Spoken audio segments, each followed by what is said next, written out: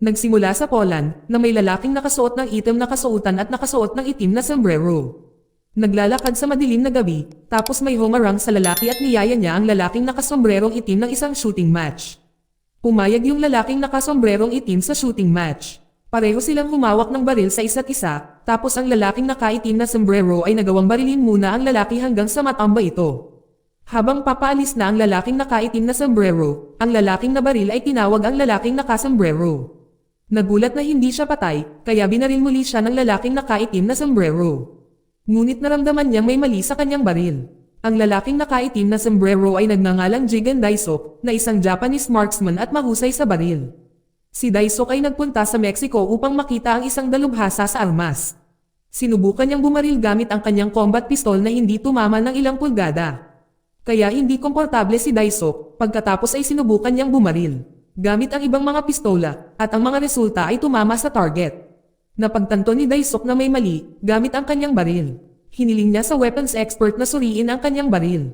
Ngunit ang weapons expert ay walang nakitang mali sa baril ni Daisok, sa halip ay inalok niya si Daisok ng bagong baril. Ngunit ayaw ni Daisok na palitan ng bago ang paborito niyang combat pistol. At nagpa siya si Daisok na umalis doon. Bago umalis ibinigay kay Daisok ang address ng isang dalubhasa sa armas upang maipaayos niya ang kanyang baril. Ang address ay matatagpuan sa isa sa mga lungsod sa Japan. Nang marinig ito, natahimik si Daisok saglit dahil matagal na siyang umalis sa Japan. Nang maglaon dumating na si Daisok sa Japan, dumiretso siya sa Daejeon City, kung saan matatagpuan ang weapons expert. Napag-alaman na ang city ay isang lungsod na tinitirhan ng mga immigrant mula sa buong Japan. Maya-maya dumating si Daisok sa lungsod na kilala niya ang isang prostitute na nagngangalang Ruri. Tinanong niya ang tungkol sa lokasyon ng isang bar. Masayang tinuro ni Ruri kay Daisok ang direksyon. Pagkatapos ay pumunta siya sa bar at nakilala niya ang isang lalaki na nagngangalang Kinzo. Dahil matagal nang hindi nakabalik si Daisok sa Japan, si Kinzo pagkatapos ay binigyan siya ng impormasyon tungkol sa lungsod na ginamit bilang isang lugar para tumakas ang mga kriminal. Sinabi rin ni Kinzo na ang lungsod na ito ay may bagong pinuno. Dahil ang dating pinuno ay pinatay ng kasalukuyang pinuno, si Kinzo pagkatapos ay ibinigay ang address ng weapon expert na hinahanap ni Daisok na nagngangalang Shiharo. Si Kinzo sinabi rin na si Shiharo ay gumagawa ng mga armas ng dating pinuno. Ngunit ngayon ay pinili niyang magbukas ng tindahan ng relo sa sentro ng lungsod. Kaya dapat pumunta si Daisok sa sentro ng lungsod upang makita si Chiharo. Sa umaga nagpunta si Daisok sa isang maliit na tindahan ng relo sa sentro ng lungsod. Siya ay nag-aalangan noong una dahil may nakita siyang dalawang matanda na nagbabantay sa tindahan ng relo. Pero pumasok pa rin si Daisok at sinabing naghahanap siya ng nagngangalang Chiharo. Tapos tumahimik ang isang lola dahil si Chiharo pala siya. Tapos tinanong niya kung gusto ni Daisok ipaayos ang relo niya. Ngunit sinabi ni Daisok na gusto niyang ayusin ang iba pang bagay. Kaya napagtanto niya na ipapaayos ni Daisok ang kanyang baril. Pagkatapos ay sinabihan niya ang kanyang kaibigan na ihatid ang mga gamit.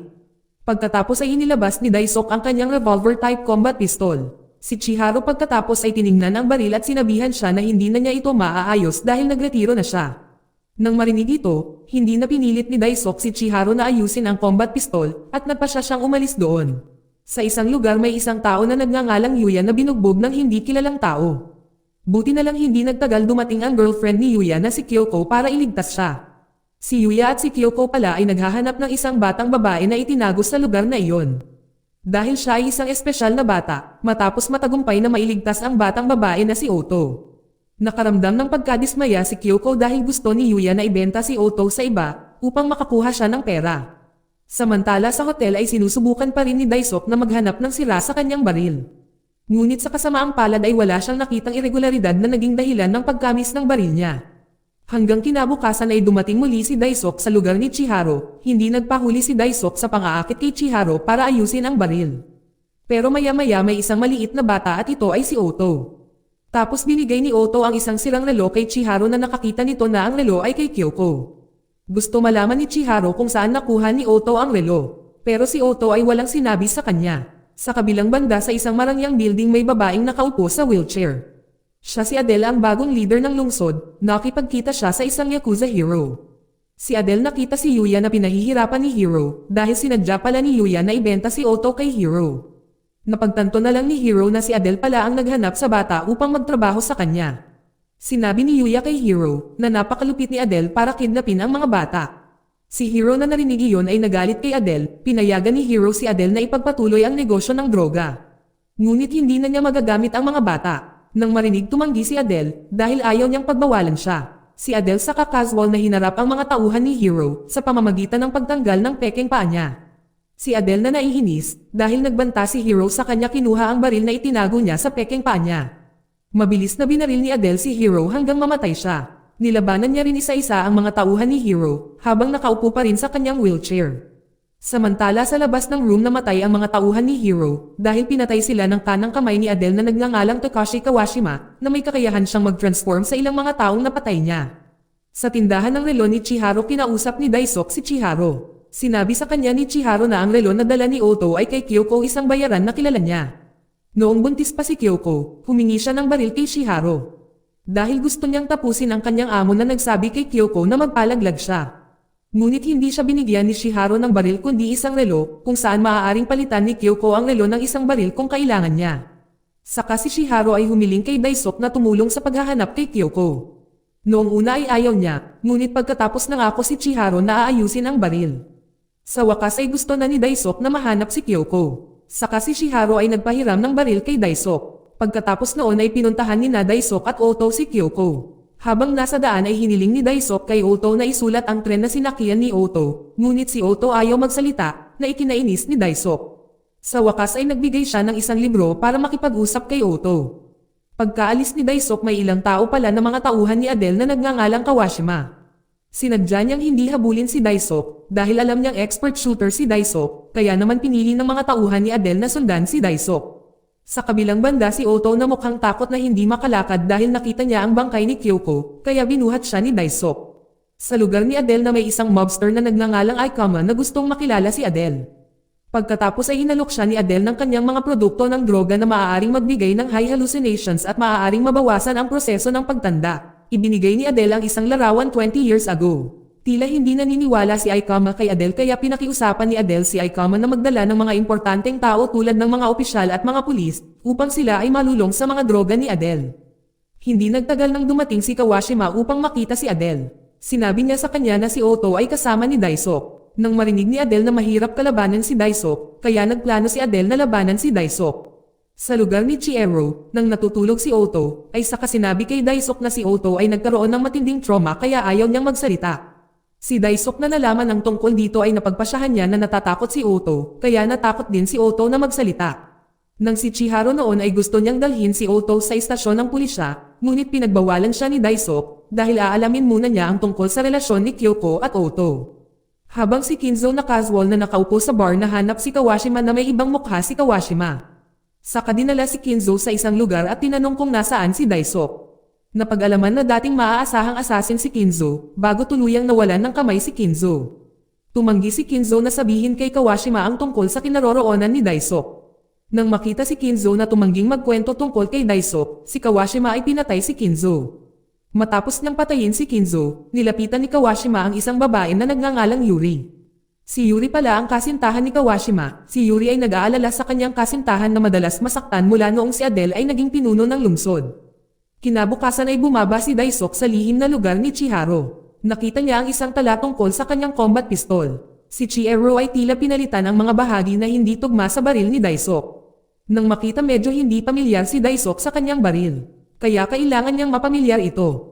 Habang tinitingnan ni Daisuke ang kanyang baril na narinig niya na parang may lumabas. Si Daisuke tapos nakita si Oto na tumatakbo palayo sa tindahan ng relo ni Chihiro. Si Daisuke tapos hinabol si Oto at buti na lang gusto ni Oto na bumalik sa tindahan ni Chihiro at tapos bumalik sila sa pwesto ni Chihiro. Sa city nakita ni Chihiro si Ruri at tinanong kung nasaan si Kyoko, ngunit walang ideya si Ruri kung nasaan si Kyoko. Dahil matagal na niyang hindi nakita si Kyoko. Pagkatapos ay tinanong niya kung may relasyon si Kyoko sa maliit na batang babae. Sa ilang sandali, pagkatapos noon ay dumating si Adele at ang kanyang mga tauhan upang makita si Chihiro. Tuwang-tuwa si Adele nang makita si Chihiro na dumating sa sentro ng lungsod. Pagkatapos ay inanyayahan ni Adele si Chihiro na makipagtulungan. At siya ang magsusupply ng mga armas kay Adele. Si Chihiro ay nagulat, ngunit tumanggi siya sa pakikipagtulungan at sinabing siya ay nagretiro na. Nakakapagtakang hindi pinilit ni Adele si Chihiro at agad siyang umalis.